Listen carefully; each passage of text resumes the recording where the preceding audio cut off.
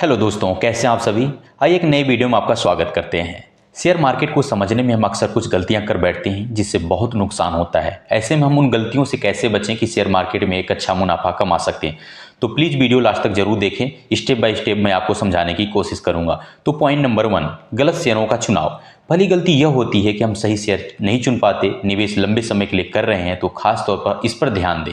इस गलती से बचने के लिए हमें किसी कंपनी का 5 साल का रिकॉर्ड चेक करना चाहिए। इसके बारे में screener.in, nscguide.com, equitymaster.com जैसी वेबसाइट पर जाकर कंपनी के बारे में जानकारी ली जा सकती है।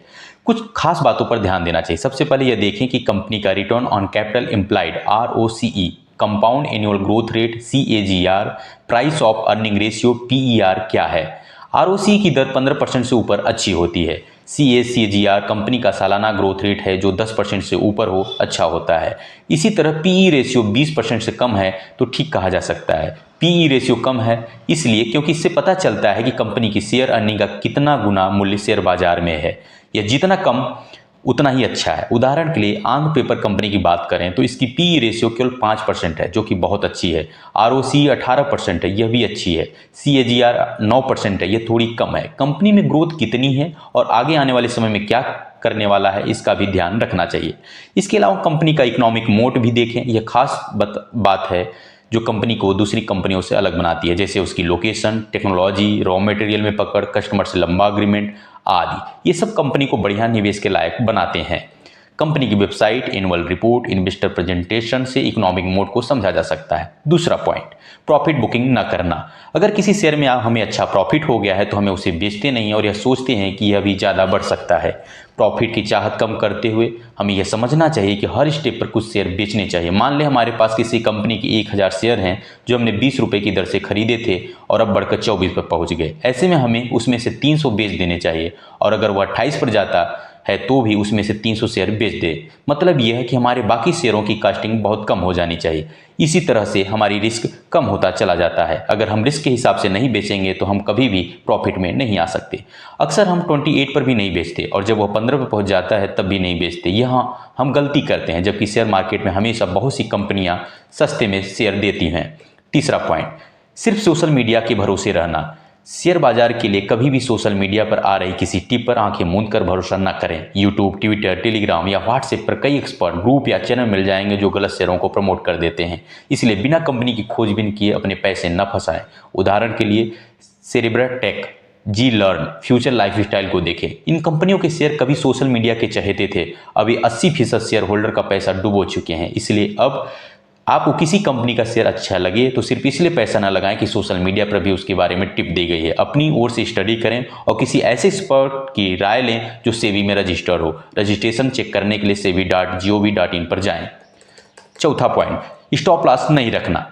अगर हमारा शेयर तेजी पर है तो हमें स्टॉप लॉस रखना चाहिए। मान लें कि हमने किसी कंपनी का शेयर 50 रुपए में खरीदा था, वो बढ़ते हुए अब 56 रुपए का हो गया। यह हम एक स्टॉप लॉस बना लेना चाहिए। जैसे अब 54 रुपए से नीचे आते ही उस शेयर को बेचना होगा। अगर आपने 50 रुपए का शेयर खरीदा और वह नीचे आने लगा, ऐसे में आप 45 रुपए पर स्टॉप लॉस लगा सकते हैं। इस पर हिट करते ही बिक जाएगा। अगर स्टॉप लॉस को मेंटेन नहीं करेंगे तो भारी नुकसान उठा सकते हैं। वहीं लंबे टाइम के निवेशक स्टॉप लॉस 25% तक रख सकते हैं क्योंकि उनका रुझान कम से कम 1 साल का हो सकता है। पांचवा पॉइंट, मार्केट अप हो तो सेलिंग ना करें।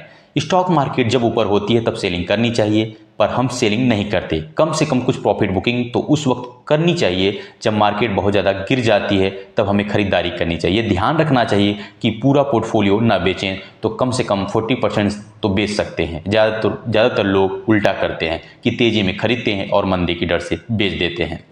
छठवां पॉइंट, पैनिक में शेयर बेचना। कभी भी पैनिक में आकर, अफवाहों के झांसे में आकर अपने शेयर नहीं बेचने चाहिए। अगर आपने किसी कंपनी के शेयर पूरी जांच परख के बाद खरीदे हैं तो कंपनी के बारे में अपनी स्टडी पर भरोसा रखें, सच्चाई का पता लगाने की कोशिश करें। अगर कभी कंपनी के बारे में कोई नेगेटिव न्यूज आए तो खुद भी पता करें और किसी एक्सपर्ट से भी राय लें।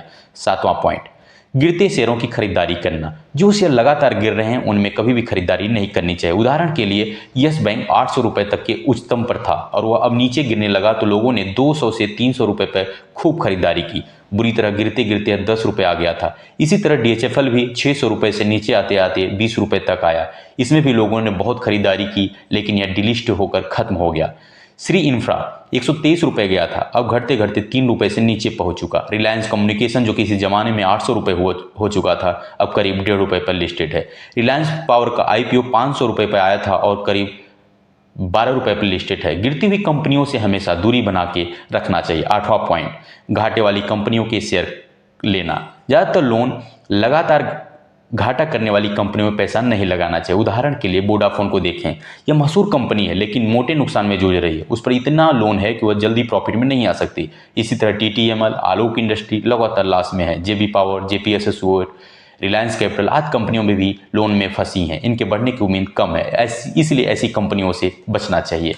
9वां पॉइंट, गलत सेक्टर में पैसे लगाना। गलत सेक्टर में पैसे लगाना जैसे कि एयरलाइंस, शिपिंग, सिनेमा कंपनियां आदि, इसमें आपको ज़्यादा ग्रोथ नहीं मिलेगी। स्टार्टअप की जो स्लॉट बुकिंग कंपनी है जैसे जोमेटो, पेटीएम, पॉलिसी बाजार आदि ने भी लोगों का बहुत नुकसान किया है। ऐसी बहुत सी कंपनी है जिनकी वजह से हम गलत सेक्टर में पैसा लगा देते हैं। हमेशा अच्छे सेक्टर में पैसा लगाएं, ऐसी कंपनी चुनें जो प्रॉफिट मेकिंग हो। यहाँ एयरलाइंस का मतलब ये नहीं कि एयरपोर्ट ऑपरेटर या इंजीनियरिंग कंपनियों में निवेश नहीं कर सकते, बल्कि इनमें निवेश करना चाहिए।